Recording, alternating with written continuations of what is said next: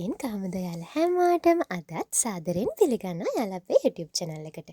ඉතින් අදත් අපි ඔයාලට අරගෙන ආවා එදිනෙදා නිවසේදී කතා කරන්න පොඩ්ඩන්ට ඉංග්‍රීසි හුරු කරවන්න ඕන වෙන වාක්‍ය කොටස්. ඉතින් මේ වාක්‍ය දිහා බලන්න, මේ වාක්‍ය ඛණ්ඩ දිහා බලන්න.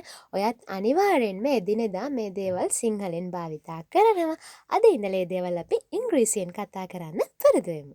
එහෙනම් අපි ඉක්මනටම වීඩියෝ එකට යමු. වෙනද වගේම ආදරෙන් මතක් කරන්න අපේ වීඩියෝස් ලයික් කරන්න, channel එක subscribe කරලා නැත්නම් subscribe කරන්න වගේම එහා පැත්තෙන් තියෙන bell icon එක click කරන්න.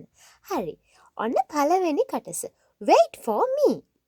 Wait for me කියන්නේ මං එනකන් ඉන්න. ඕන තරම් සිංහලෙන් කියනවා. ඉතින් මං එනකන් ඔහම පොඩ්ඩක් ඉන්න. Wait for me. Wait for me. ඊළඟට wake up. අපව කියමු wake up. wake up කියලා කියන්නේ අවදි වෙන්න.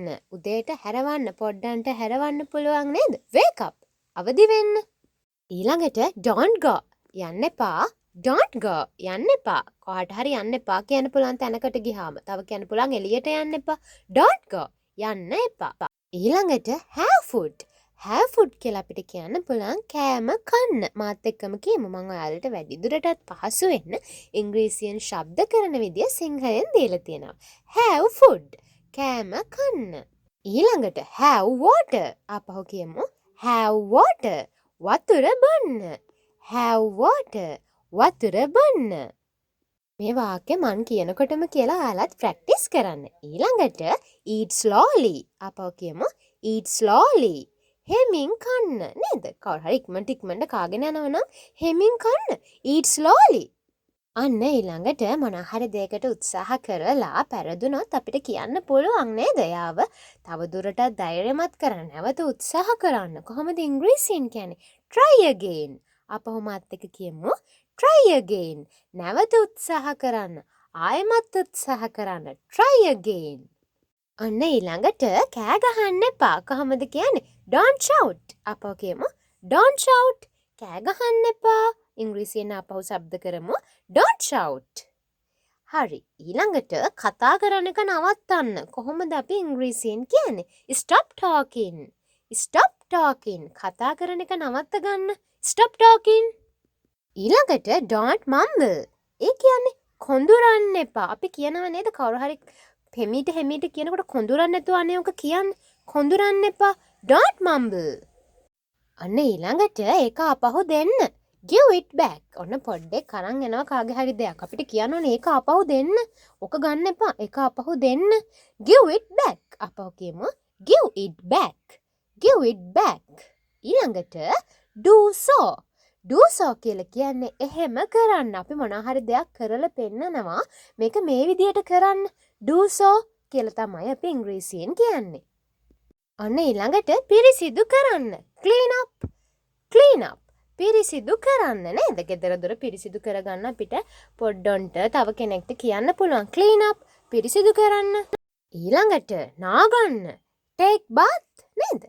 සෙල්ලම් කරලා ආවන් අපිට කියන්න පුළුවන් නේද? නාගන්න ගිහිල්ලා take bath. තව කෙනෙක්ට කියන්න පුළුවන් නේද? එළියට ගියාම යාළුවෙක්ට නාගන්න take bath. හොරෙන් බලන්න එපා. කොහොමද ඉංග්‍රීසියෙන් කියන්නේ? don't peep. අපහු මාත් එක්ක කියමු don't peep. හොරෙන් බලන්න එපා. don't peep. don't boast. ඒ කියන්නේ පුරසාරම් කියන්න එපා. ඔය ලොකු කතන්දර වැඩි දේවල් කාත් එක්ක හරි කතා කරනකොට පුරසාරම් කියන්න එපා. don't boast කියලා කියන්න පුළුවන්. ඊළඟට ලැජ්ජ වෙන්න එපා. don't be shy. ලැජ්ජ වෙන්න එපා. don't be shy. එහෙම කියන්න පුළුවන්. හරි. ඊළඟට මෘදුව කතා කරන්න නේද? සැරට කතා කරන්න එපා. හිමින් මෘදුව කතා කරන්න. speak softly. සැරට කතා කරන කෙනෙක්ට කියන්න පුළුවන් speak softly. ඊළඟට a little louder කියන්නේ චුට්ටක් හයියෙන් කතා කරන්න. කවුරු හරි දෙයක් හිමින් කියන්නේ අපිට ඒක ඇහෙනවා මදි. අපි කියනව නේද? චුට්ටක් හයියෙන් කතා කරන්න. අද ඉඳලා අපි ඒක ඉංග්‍රීසියෙන් කියමු. a little louder. අපහු කියමු a little louder. ඊළඟට හෙමින් ඇවිදින්න. walk slowly. දුවගෙන යන්න එපා. ඉක්මනට ඇවිදින්න එපා. හෙමින් ඇවිදින්න. හෙමින් ඇවිදින්න කියන්නේ walk slowly. walk slowly. එහෙනම් වෙනද වගේම මේ වීඩියෝ එකේ තියෙන වාක්‍ය කොටස් ඔයා කියලා ප්‍රැක්ටිස් කරන්න. එදිනෙදා භාවිතා කරන්න. ඔයාටත් ඉක්මනටම ඉංග්‍රීසි කතා කරන්න පුළුවන් වේවි. එහෙනම් අදට අපි ගිහිල්ලා එන්නම්. අලුත් වීඩියෝ එකක් අරගෙන අපිත් එක්ක රැඳී සිටියාට thank you.